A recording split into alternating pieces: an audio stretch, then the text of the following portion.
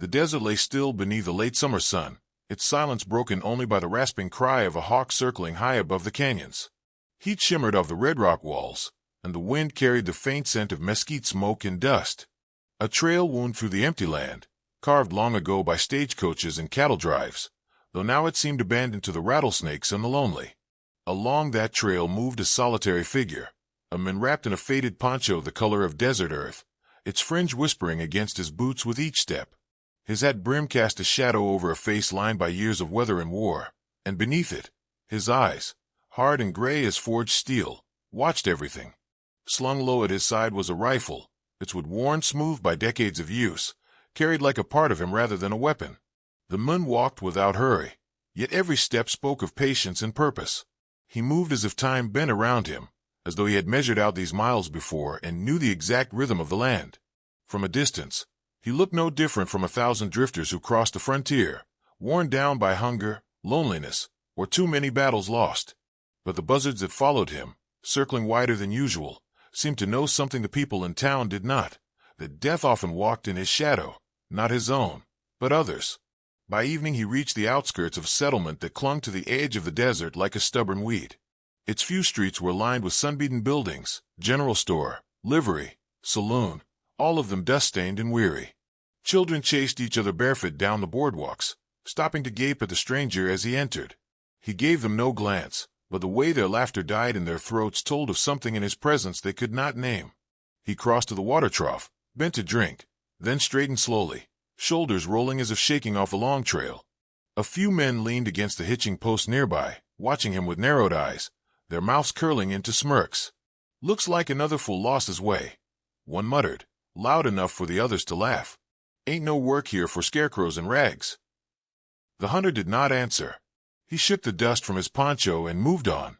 Inside the saloon, light filtered dim through dirty windows, and the piano sat silent in the corner. Only a handful of locals nursed their drinks, speaking in low voices about the gang that had been bleeding the valley dry. A widow had lost her herd just last week. A rancher found hanging from his own windmill days later. The outlaws moved like locusts, leaving fear gnawing at every heart. The talk stopped as the man in the poncho entered. He walked to the bar, asked for water, and leaned against the counter with quiet stillness, as though he carried all the patience of the desert inside him. Behind him, whispers started. A woman at the table near the door leaned toward her companion. "That one's touched, I reckon. Doesn't even carry himself like a fighter. Wouldn't last an hour against Mason's crew." Her friend shrugged. "He's just passing through. Best he keep moving." The bartender slid him a chip glass. The hunter drank, his eyes fixed not on the people but on the warped mirror behind the bar. Reflected in it, he saw every face, every hand that twitched near a holster, every flicker of contempt. He finished the glass, set it down gently, and left the coin to pay without a word. When he turned to the door, the laughter rose again, half nervous, half cruel, the laughter of men who mocked what they feared not. Outside, the light was fading, painting the canyon rim with streaks of blood-red fire. The hunter stood in the street a long moment, watching the horizon. His shadow stretched long and thin behind him, a silent companion in the dust. He knew the gang was close. The signs were all there, hoofprints pressed deep into the sand near the creek, smoke rising where no camp should be, stories carried by wagons fleeing to safer towns. The land whispered to him in ways it did not speak to others, and he listened. Word of the gang's cruelty had drifted further than these canyons, and men cursed the name of their leader, Clay Mason. Mason's men were drunk on power, armed with rifles stolen from a Union depot, and ruthless as wolves starved too long. The townsfolk said no one stood against them.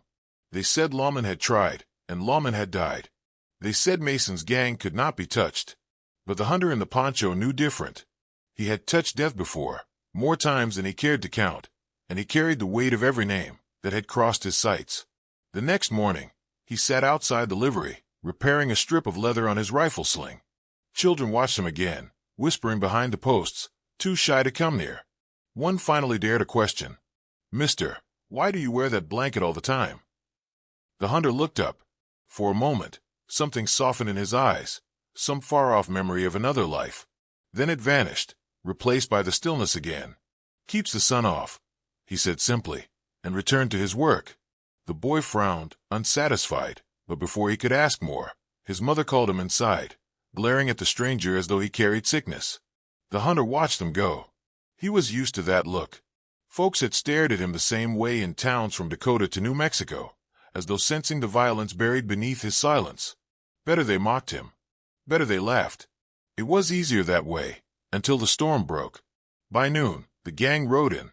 Dust rose ahead of them, 10 riders hard and fast, rifles glinting in the light. The townsfolk scattered, doors slamming, shutters closing. Only the hunter remained where he sat, his poncho steering faintly in the breeze. He did not move. He simply watched as Mason's crew thundered down the street, filling it with the stench of sweat and whiskey. Their laughter cracked like whips. One rider shot a tin sign off the blacksmith's roof. Another grabbed a woman's scarf and waved it like a flag.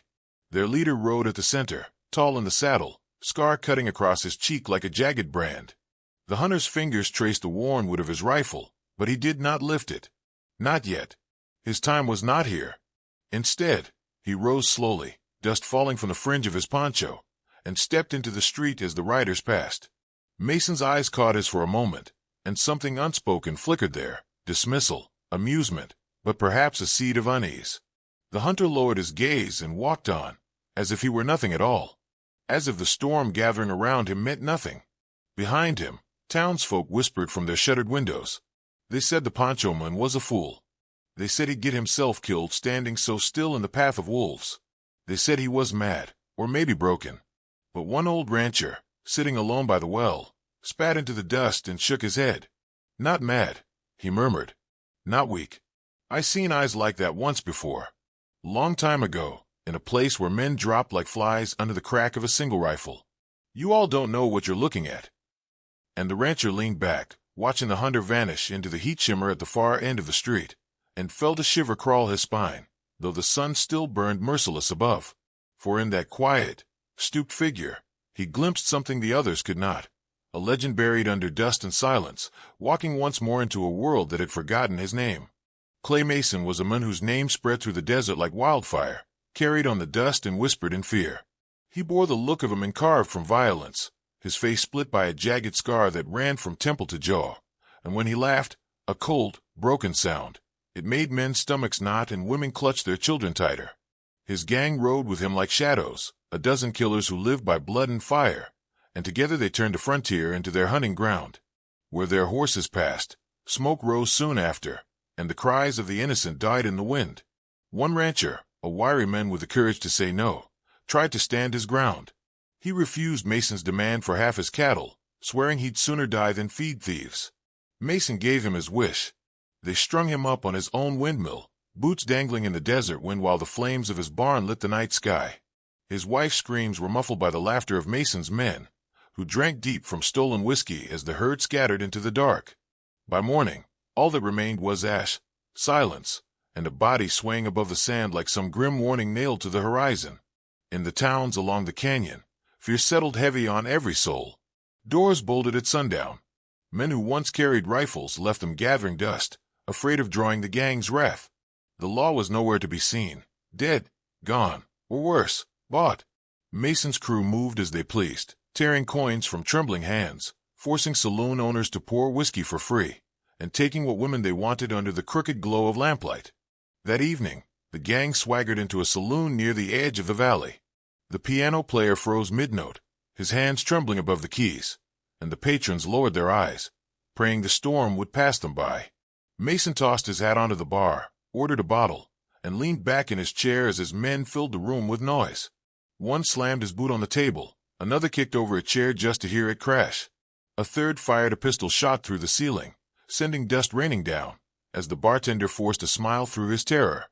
It was then that one of the men, a wiry, sharp-faced outlaw with teeth yellowed from tobacco, spoke up about what he'd seen in town. "There's a fella hangin' round these parts," he drawled, spitting into the sawdust floor. "Wears some ragged poncho like a half-dead scarecrow. Carries a rifle, too, though by the look of him, it's heavier than he is." Laughter roared through the saloon. Mason grinned, though the grin never touched his eyes. "A scarecrow with a rifle," he said. "Hell, maybe the crows out here are getting dangerous." The yellow-toothed outlaw leaned in, enjoying his moment. "Locals say he just stares at folks with those cold eyes of his. Don't talk much. Some think he's touched. Something he's running from something. Mason's scar stretched as his grin widened. Then he's perfect. He poured himself another glass and drank it slow, savoring the burn. Boys, sounds like we've got ourselves some entertainment. Been too long since we shot something that wasn't begging. The gang jeered and clapped, their laughter filling the room like rattles from a pit of snakes. To them, the hunter was already dead, a faceless mark on their growing list of trophies. They would ride, corner him, break him, the way they had broken every man who thought he could defy them. Outside, the desert listened. Wind howled through the canyon teeth, carrying with it the hiss of sand and the faint rattle of serpents moving through the rocks.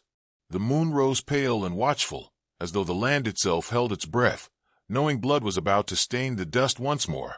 Back in town, the people spoke quietly of the stranger in the poncho. They pitied him, poor fool, for the gang would not let such a man go untested. Some thought he would die quick, a single bullet through the heart to amuse Mason's crew. Others thought he would die slow, mocked and beaten until he begged for mercy. Either way, the townsfolk were certain of one thing: he would not survive. An old woman sweeping her porch muttered, "He don't even know what kind of devils he's walked into." A farmer at the well shook his head. "God help him, but he's already a ghost." And yet, beneath their pity, there was a quiet unease. Something in the way the hunter carried himself had unsettled them. He wasn't like other drifters, stumbling through town in search of coin or liquor. He moved with purpose, eyes always watching, hands steady as stone. The people dismissed it as madness or stubborn pride, but deep down, some wondered if there was more to him, something the outlaws, with all their cruelty, could not yet see. Far beyond the saloon walls, where the canyon swallowed the night, a rattlesnake slithered across the sand, its tail whispering like a warning. The desert wind bent low through the sagebrush, carrying with it the faint, distant cry of a hawk. The land itself seemed to wait, coiled tight as a trigger, as Mason's laughter echoed into the darkness. The gang thought they had already claimed another life. But the silence between the echoes carried a different truth, one the outlaws had yet to learn. When a scarecrow takes root in the desert, sometimes it is not to scare the crows, but to bury the wolves. The sun bled itself out across the canyon walls, turning the rock faces into towering slabs of gold and crimson.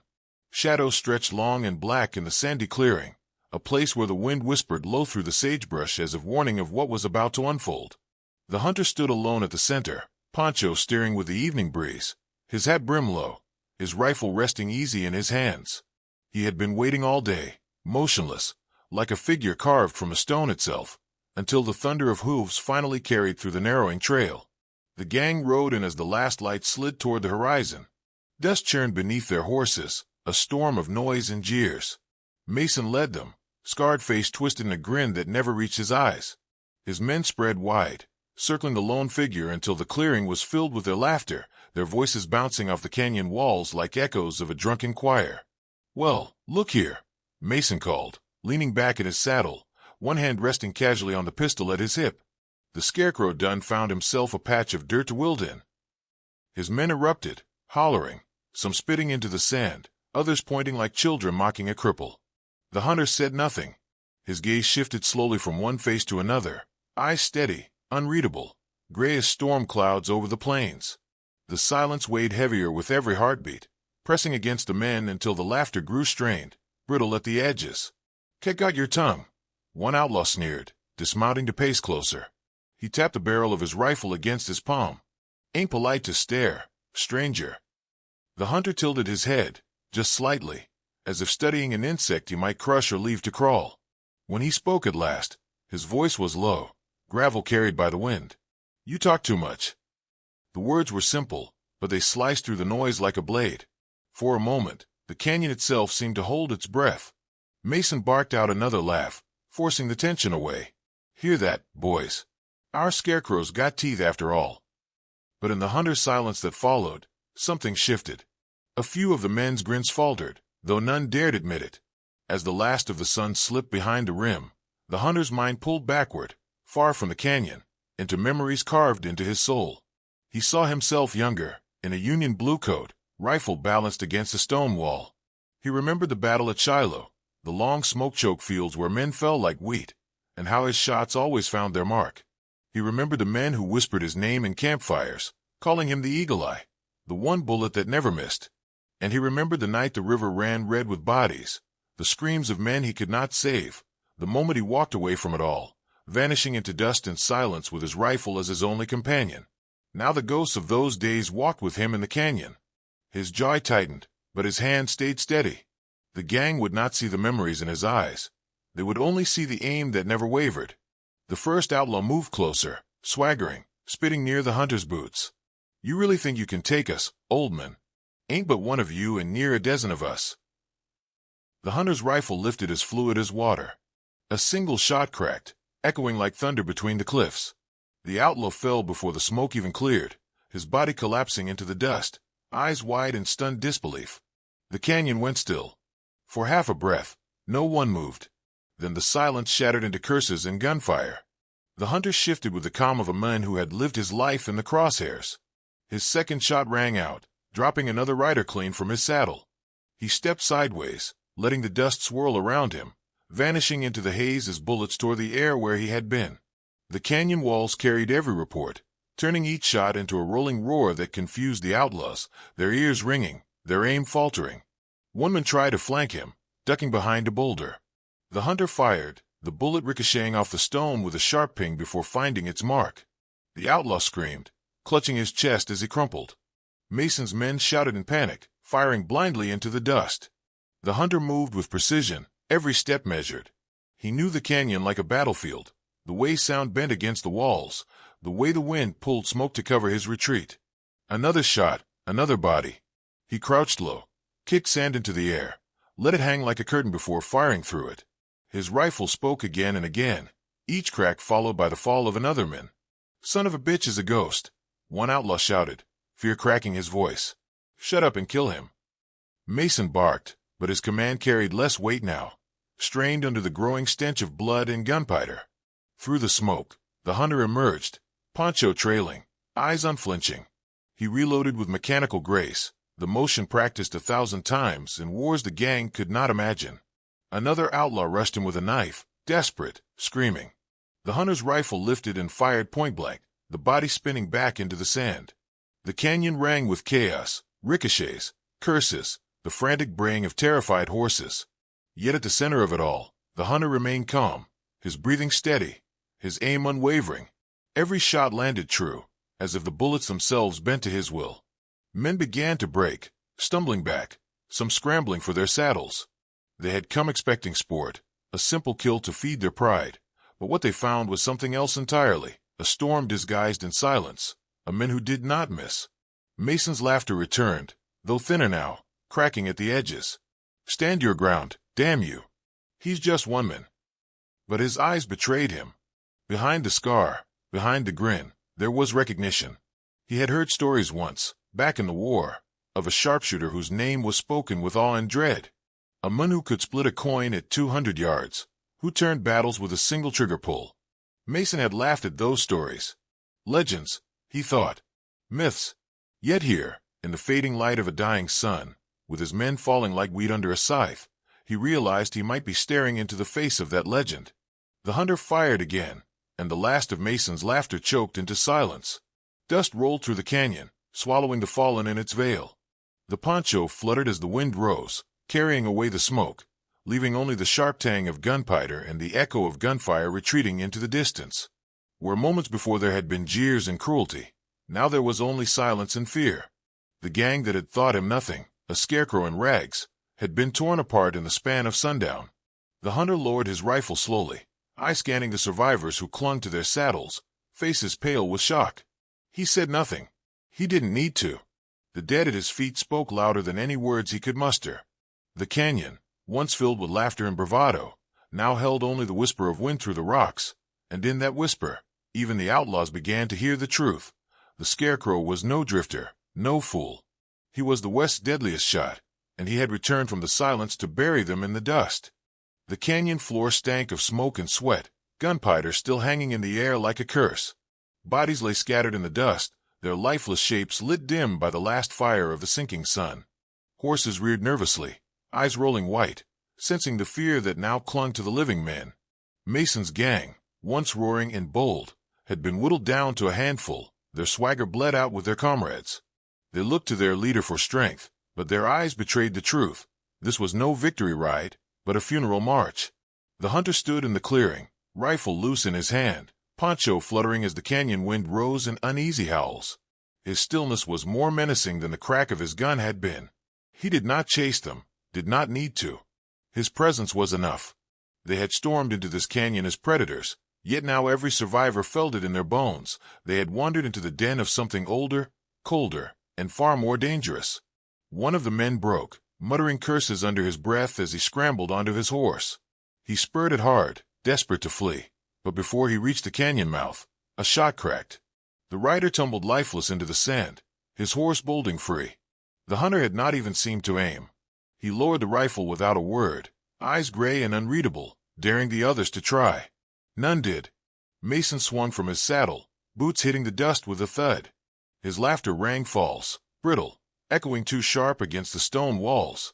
"So," he said, pacing slowly, scar pulling tight across his cheek. "The scarecrow has claws. Didn't expect that." He spat into the dirt, his grin carved from pride more than confidence. "But let's not pretend you're a god. You're flesh and blood same as me." The surviving men edged back, forming a rough circle. No one dared speak. They wanted no part in what was coming. The sun dipped lower, painting the canyon floor in bands of shadow and flame. The air crackled with tension, as if the land itself held its breath. Mason's hand hovered over his pistol, his eyes locked on the figure across from him. "One man against me," he said, voice pitched to carry above the wind. "Let's see what you're really made of." The hunter's silence stretched long. He shifted his rifle, slung it back over his shoulder, and let his poncho fall open, revealing the revolver at his hip. His fingers brushed a worn grip, slow and steady. His head tilted slightly, a gesture more dangerous than any words. Mason barked a laugh, though sweat glistened at his temples. "That's more like it." He squared his shoulders, drawing himself tall, the outlaw king daring to stare into the abyss.